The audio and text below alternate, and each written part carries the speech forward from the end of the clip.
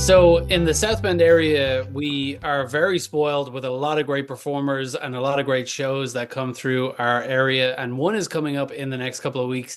That is the Music of Queen. I'm joined now by three different people that we're going to talk about, including a conductor, the performer behind it, and then the creator of the show as well. So we're very excited for that. I'm here with Rob, Mig, and Brent. Rob, tell me a little bit about the show, The Music of Queen, that is coming here. How did it end up being in South Bend, and what's your role in it?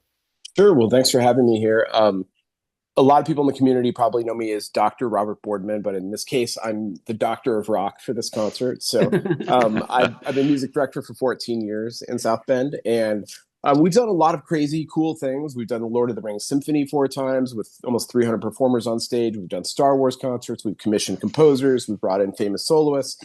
And, for our summer camp, I really wanted to do something completely different and exciting for the community. And so a lot of people don't know this about me, but I played in half a dozen rock bands when I was in high school and college. And then I went on to get a doctorate in orchestra conducting. And I wanted to find a way to bring those two worlds together.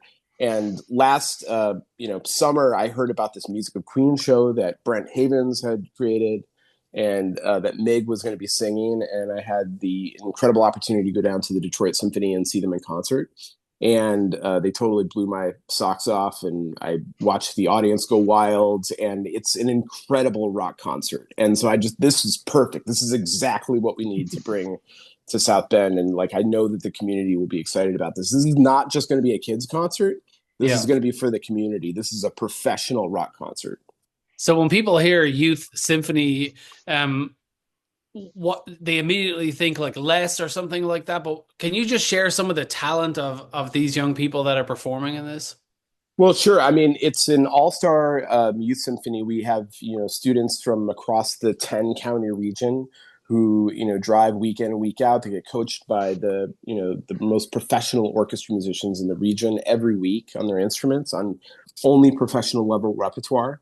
And so to bring students to be able to have that opportunity it's a little bit like going to college and having your professor teach the course instead of having the TA teach the course. And so they get a lot of face time with some of the brightest and best in the Michiana region. And so I feel like I dodged your question though. What was your original question? That's okay. Yeah. No, it's just about the level of talent. So Oh, I don't think you dodged it at all. Well, we're lucky enough to be joined by 13 of our alumni. So we have a number of students who graduated from the Youth Symphony, went off to college, have music degrees, have come back. They're going to be coaching the students all week during the camp, and they're going to be playing in the orchestra. And then we'll have a few other members of the community who pile on. So there's going to be almost 85 people in the orchestra, plus the rock band, plus Mig, who's going to be our front man, who's he's incredible at working in an audience. So everybody's going to want to see this. Now, Brent, you're the creator behind Windborns.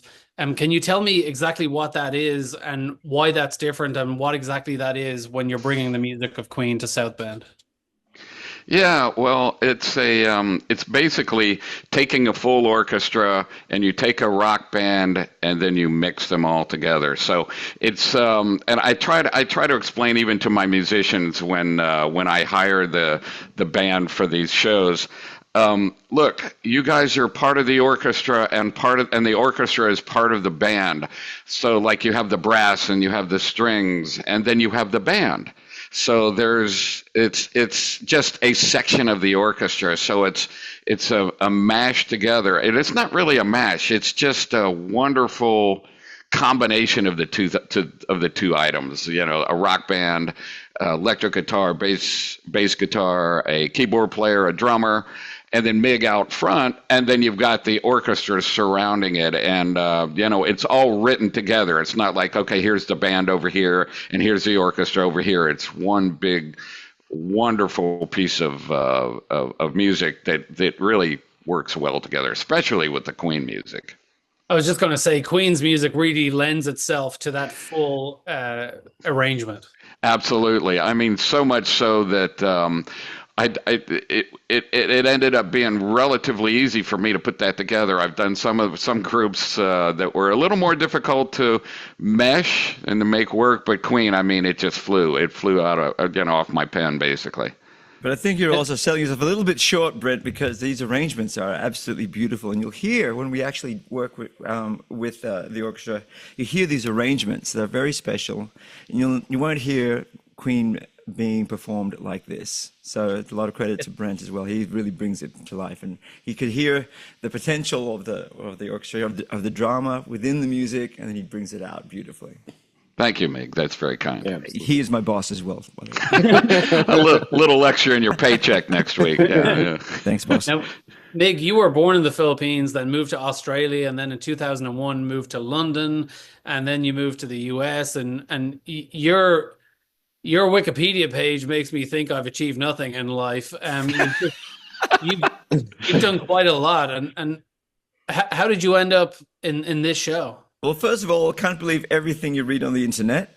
Secondly, I've been around for quite a while, and I think it's one of those things where when you come from Australia, it's always a sort of kind of like a rite of passage to leave and do things and and explore the rest of the world. Eventually come back to Australia because it is such a beautiful place and probably a place that I will end up. But having this experience of traveling the world, going to London and being in New York and LA and doing the TV film, it's all part of just, I think, finding yourself, I think, and find myself here after all that with Brent and Windborne Music. I'm doing this amazing music. And what was the question? I'm so sorry. I feel like how did you get involved with us? Yeah. Oh, all right. Yes. Well, this is. I'm not needed. Brent's here to keep you in check. That's why he's in charge. That's why he's the boss. Actually, he does it on the stage occasionally with me too. He says, Mig, let's get to the song. Stop talking. Right. So how I get involved? Well, this is a weird thing because the whole trajectory of my career, I ended up doing a show on Broadway called Rock of Ages. And I played Stacey Jacks in that, as well as doing the first national tour. And we worked as the Broadway's Rock of Ages band. We do some corporate gigs after Broadway is closed, but we do, as a band, we travel as a unit, but doing the original members of the Rock of Ages band. And we did one concert with Brent, where Brent orchestrated the whole show of what we do, all these songs from the 80s, and we did this massive production in St. Louis, Missouri.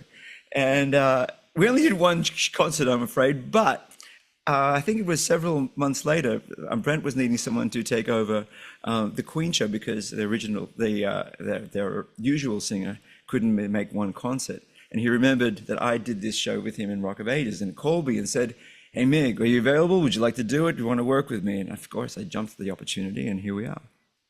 I feel like out of all the diets I've tried, maybe I just need to be cast as Freddie Mercury in order to really get me to stay in shape. That must be the ultimate to know. But everyone worries about hitting his vocals. I'm just thinking about hitting the suits that he wore. Well, especially the early years when you wear those onesies, you don't. Yeah. Well, the good thing is. One thing I have to say, if you come to see the show and expect me to be in that onesie, you'll be very disappointed because I don't wear the onesie. I don't have a mustache. I can't really grow because I'm part Filipino and I don't really have much facial hair. The thing is, I don't pretend to be Freddie Mercury. We are celebrating the music of Queen, and so I don't want him. I don't want him to be Freddie. I don't want him to act like Freddie necessarily. I want him to act like Mig. But that's why I hired him. He is Mig, and he's phenomenal at it. But the idea here is celebrating, like he said, celebrating the music, not celebrating Freddie Mercury per se, or trying to be an impersonator of Freddie. It's really celebrating that wonderful music in a different way. And he handles it just incredibly well, well.